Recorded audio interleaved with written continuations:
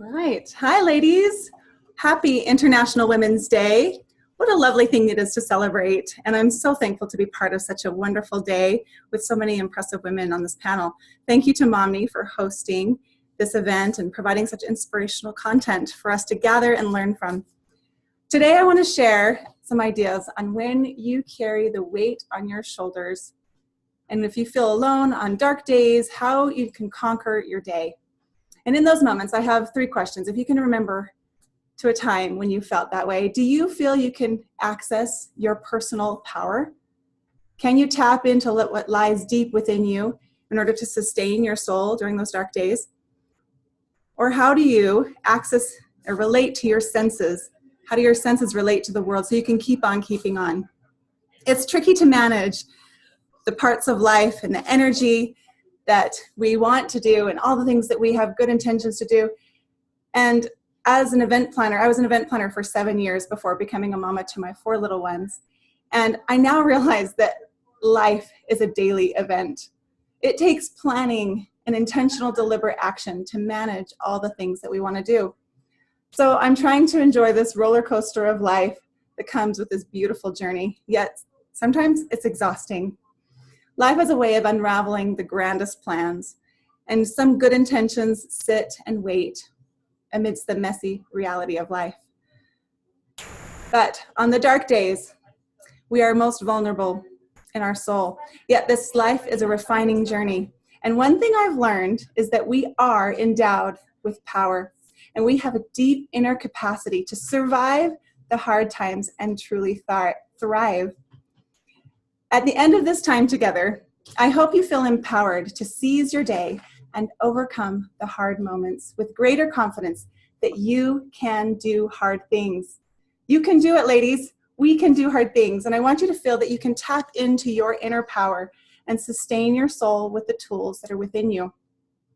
So a question for you, friends. There is a little chat box if you want, or a chat box that you can type in one idea of how you survive the hard times. So if you can tap into that, I think I'll be able to see it. But if not, join me on Instagram at Savor the Splendid. I am continuing this journey and this exploration of all things survival on Instagram. So if you want to join me there, we can talk about those ideas as well. But on those hard days, when you feel alone, or if you're a solo parent on those dark times, how do you manage all that's on your plate? I would love to hear your ideas. And about 7 years ago, we moved from Utah to New York City for my husband to do his graduate degree. And I remember feeling really overwhelmed with that idea. My husband's a filmmaker, and he went to go get his master's in producing and directing. So we left our safe and normal, regular routine of a home, and we had a little 2-year-old, and I was pregnant, and I was really overwhelmed about moving across the country to New York City. And I love the city, but I had never lived there. I didn't know anyone there. So I was really overwhelmed. And I talked to my mom about it, and she said, you need to write a list of survival sanity savers. And I remember writing a list, putting it on my fridge of all the things that I could do, such as like read a magazine or take a nap or eat some chocolate or go and find a garden to sit and enjoy, get in the sunshine, call a friend, check Instagram or Facebook, watch a show. Although technology, you want to be smart with digital time. Sometimes it leaves someone empty more than filled. But there's all these things of sanity savers to restore the soul. And I remember writing a list of things that would fill me, so that in those dark moments I could consult the list. And over the years, I've looked at this list and refined it and added, depending on the chapter or the season that I was in. And I've now categorized this list, and it turns out that they associate with the 5 senses. So I want to talk about that. The 7 senses to sustain the soul and how we relate to the world. There are 5 senses of sight, hearing, our voice, smell, touch. And then I want to add a 6th sense of intuition. And then I added a 7th sense that relates to social connection and how we sense, feel, and learn to build bridges through relationships that we have. So these 7 senses to sustain the soul, what we're going to talk about today. And it may seem idealistic, But these ideas, or the list that you create for yourself, can be a tool belt of tips when you need them. And I want to point out that not all of them are applicable with every need or each moment. And we have various senses for the use during different experiences, whether we want to smell a flower or we want to look at the sunset. But the combination of senses provides a fuller celebration and a fuller experience. And I like what Barbara Thompson has shared. Ideals are stars to guide us by, not sticks to beat us by. So write down your ideals. It's okay, and we can access these ideas in those dark times, and we'll be better for it. And please note that you can choose and use what you feel you need, or what the situation allows, or what time permits or works for the moment. And when life is difficult, and like when I'm a solo mama, as I am today, my husband travels quite often. He's in the film industry, and I've learned it's not easy, but I've also learned that if I turn on my power, and when I'm self-aware and tap into heavenly power, that I can do hard things. And so I want to share this idea that when life is difficult or it's hard, it is possible to survive the roller coaster of hard days, the ups and downs of relationships or work or parenting, and enjoy the ride that comes from the unknown, even in those hard times. Family life is like an amusement park. Some rides are super fun. You just want to go on them again and again, and you take your kids and you just savor those fun rides. Other rides are less desirable or not what you would pick, and some rides, quite frankly, just make us sick. And that's okay. Family life, it happens. But yet to enjoy the full experience, we want to savor and remember the highlights. So I want to continue with two quotes. One is from The Alchemist by Michael Scott. He says, "You must learn to heed your senses. Humans use but a tiny percentage of theirs. They barely look, they rarely listen, they never smell, and they think that they can only experience feelings through their skin, but they talk. Oh, they do talk. And talking is great. I love it. But I like what C. Joy Bell has shared. Quote, "Our bodies have 5 senses: touch, smell, taste, sight, hearing.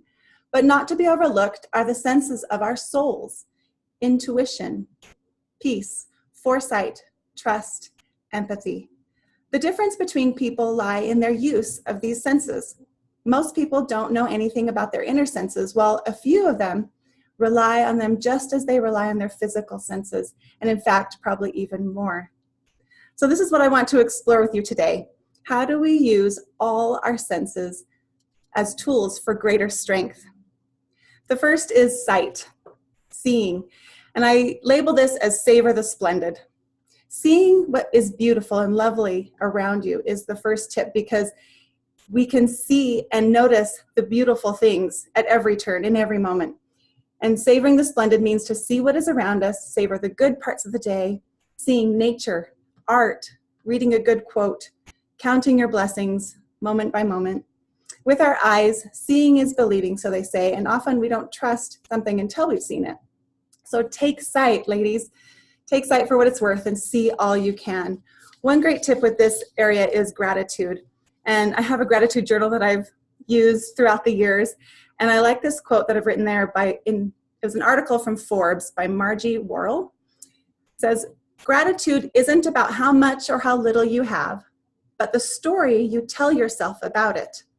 Gratitude expands our capacity to feel joy and infuses a deeper dimension into our living." So if you haven't already, start a gratitude list. Write it down. See what's around you. Savor the splendid and focus on that positive and write it down so you can see it often. The second tip is hearing or listening with your ears. Hear and listen to uplifting sounds. Sound is a transformative part of our daily experience. What we hear and listen to influences our thoughts and impacts our mood. So with our ears, we take cues from the world, which are vital to understanding what's happening around us. I encourage you to find and create the sounds in your world that are truly uplifting to you, not to someone else. We don't want to judge or compare. Like, everyone has their own sense of what is uplifting. And, you know, we have a favorite song. Embrace it, enjoy it, listen to it often so that you can boost and lift your soul. And sometimes we want various types of music. Other times it's silence and meditation that we crave. Personally, I like wild, rowdy music when I clean my house versus calm music when I'm in rush hour. And I like to listen to holy words or scriptures and talks. That boosts my soul in a way that gives me strength for later on during the day. So ladies, fill your downtime with soothing sounds. Listen while you're doing housework or in the car or when you're around the house doing what you need to do with your children. If you can listen and multitask, that's great. Also focus on your children and look at them. Going back to the site, see the people that are around us. Look at them. Smile at them, which leads us to our third step of our voice and our mouth. Smile and speak goodness to those around you, including yourself. Use your voice to speak kindness and do service with sincere compliments. Our mouth is an entrance and exit for sustaining action, whether it's food and eating, a smile and speaking compliments, giving good to others. It's a powerful way to sustain ourselves and others. But one other area I wanted to mention is words of affirmation. It's so important to talk good things to ourselves, having positive self-talk. Affirmations are a huge part of sustaining positive thought and internal power. Oliver Sacks has said, "We speak not only to tell other people what we think, but to tell ourselves what we think. Speech is a part of thought." Really like that. And I want to tell one more quote and share something from a Huffington Post article about affirmations. It's by a Dr. Carmen Hara, and I think this is super powerful. She says, affirmations help purify our thoughts and restructure the dynamic of our brains so that we can truly begin to think nothing is impossible. The word affirmation comes from the Latin affirmare, originally meaning to make steady or strengthen. Affirmations do indeed strengthen us by helping us believe in the potential of an action we desire to manifest. Affirmations are proven methods of self-improvement because of their ability to rewire our brains. Much like exercise, they raise the level of feel-good hormones and push our brains to form new clusters of positive thought neurons. The art of the spoken word is critical in crafting our futures. I want to read that one more time because it's so powerful. The art of the spoken word is critical in crafting our futures. We're hoping to survive the hard times and create amazing futures. So the art of the spoken word and positive affirmations, positive self-talk to ourselves and to others, it's so important. Speaking and using powerful words to strengthen ourselves is a great way to calm moments of stress. And imagine what you'd want to say to your child in those moments when they're stressed. Create a list of affirmations that you can say out loud to yourself. There is such power with saying things, and your brain believes what you're saying out loud. I heard another earlier talk today that talked about the power of words. So let's really be mindful and deliberate with what words we use, and our voice can echo goodness. Number 4 is our nose, or smell. Breathing. Inhale the good and exhale the bad. The breath of life has powerful associations in birth, scripture, movies, and the general concept of the origin of life has to do with the breath to be alive versus dead or having no breath. So breathing is so important, and we need to pause and breathe often. It also relates to smell and is the channel to the brain. Our nose is also the center of our face, which frames the eyes and the mouth and assists in the taste factor, which is hugely important to chocolate. And one other part of this piece with the nose is meditation. Breathing, taking that time for inhalations to pause the rest of life and improve moment by moment. There are some wonderful apps online about meditation, and I encourage you to explore that if you haven't. It's a wonderful sense of spirituality, but also just going within and seeing who we are, what our needs are, and focusing on the good within us. Breathing. Number 5 is hands, or kind touch. Using our hands to do service and sharing good. The use of touch, or what we do with our hands, is fundamental to a soul's purpose. and enjoyment. And giving of help or doing work, good deeds, kindness, it lifts the heart. And also for touch, the soft relaxation of fur on a pet or the sand on feet, any texture or sensory through feeling with our skin is sensing the energy within an object and impacts our emotions. So much we could say about every topic, but this one could include sanity savers like holding a pet or hugging a friend or a child, cuddling with a lover, but it also envelops using our hands to do things like projects or art, crafts, cleaning. I often think that cleaning, when life is hard, that cleaning is a way that I'm sorting my external life as progress to work on my internal life. So cleaning, using your hands for good, whether it's decluttering or simplifying and organizing, all these things are great ways to create power and free up space, energy, and time to do other great things. I also appreciate the power of prayer, and that's a valuable use of hands. So make your list of the things that you can do with your hands in those down times, whether it's being busy during some survival times, but also being calm and doing something calming and relaxing with your hands and restorative. I really like, as I end number 5, I like this quote by Mahatma Gandhi saying, "The best way to find yourself is to lose yourself in the service of others." So use your hands for good. It creates such power when we're accessing the things that we can do to create great energy around us. Number 6 is intuition, or the gut and the soul. Intuition is the gut brain for self-care as well.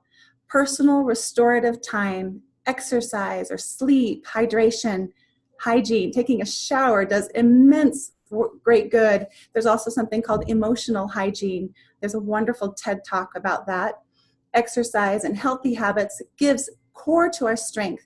And ladies, on intuition, just remember that you know what you need. If you pause and peel back the layers to get to the core of what is going on, often we know what we need. And sometimes it's as simple as getting a good rest, sleep, or eating healthy foods, or drinking enough water. But self-care is easily set aside because of all the flurry of what needs to get done. So take moments and remember your self-care and the practical sides of life. As my husband travels a lot, I try to remember those 3 things of food, rest and relaxation, and help. When I think about the intuitive needs, food is important, whether it's like planning meals for my children or getting easy meals when needs to happen, or even rewards of the sweets that might give me an extra boost or surviving the hard days. Keep it all in good balance, but it's important to remember the food. And then the rest and relaxation. Enjoy those moments, but be mindful and deliberate with that time. And then the final intuitive thing is find help. If you need help, just get it. Either if professional help, or if you need help with childcare, with swapping with a friend, or Momni has this wonderful app that they're creating about care sharing. Find the time that you can get what you need and to boost your power in those moments that you have. Dean Koontz has said, intuition is seeing with the soul. And deep down inside, our souls know what we need, and take the time to tap into that for self-care. Number 7, the 7th sense, is the heart, a social connection, and relationships building bridges to connect our hearts. Heart connections or social interaction is the bridge building that often slips under the radar for me, and I need to work on this one because I just get tunnel vision and I focus on my home or my kids, and that's wonderful, and we need to do those basics, and the domestic duties are so important. There is also a need to connect. We are not islands in this life. We need to bridge all of our lives, and with the heart work, we can feel such a boost and such a surge of energy to survive the other hard times. And we can share resources and sustain life and help thrive in various ways. Building a bridge over troubled times also can reconcile over hard times and bring a lot of healing. So redefine what that means to you if you need to, or reach out and Connect hearts with your children, with your spouse, with your siblings, your parents, your friends. Reach out and create those bridges. It will bring such a boost when we have our hearts connected. So in conclusion, I'm so thankful to be part of this day celebrating women and the amazing power that we have within us. You're invited to join me online for a survival journey on Instagram at Savor the Splendid, and I'll continue to share ideas on Savor the Splendid. And just to summarize, these 7 senses can truly sustain our souls as we are self-aware to take care of ourselves and reach out to connect and build bridges through our hearts and with our heart work. We don't need to be islands in this life. We are stronger as we build bridges. So let's be intentional with our use of personal power. Let's be deliberate with how we relate to the world with our 7 senses. First, with our sight, to see and savor the splendid. With our ears, to hear and listen to uplifting sounds. With our mouth and our voice, smile and speak goodness to those around you, but also to yourself with words of affirmation. With our nose and smell, breathe. Inhale the good and exhale the bad. And with our hands, kind touch. Use hands to do service and share good. With our intuition and our soul, it's the gut brain for self-care. So remember those things and remember to take the time that you need. And with our heart connection, relationships and building bridges to connect between people are so important. Take the time and enjoy what life has for you. You have so much, and the rich abundance of what is around you can bless your life as we see them and hear it. Take the time and make your list right now. If you can, I'm going to end a little early, so make a list of your sanity savers or the things that will sustain your soul. These were my 7 senses to sustain my soul. That's how I tap into my inner power as well as heavenly power. I feel like there is a way that you can tap in to the source of power to be able to have access to your inner power. There's so many things that can sustain you during the hard times. And ladies, I know it's real. My husband travels sometimes weeks at a time, and this is stuff that I've put to the test.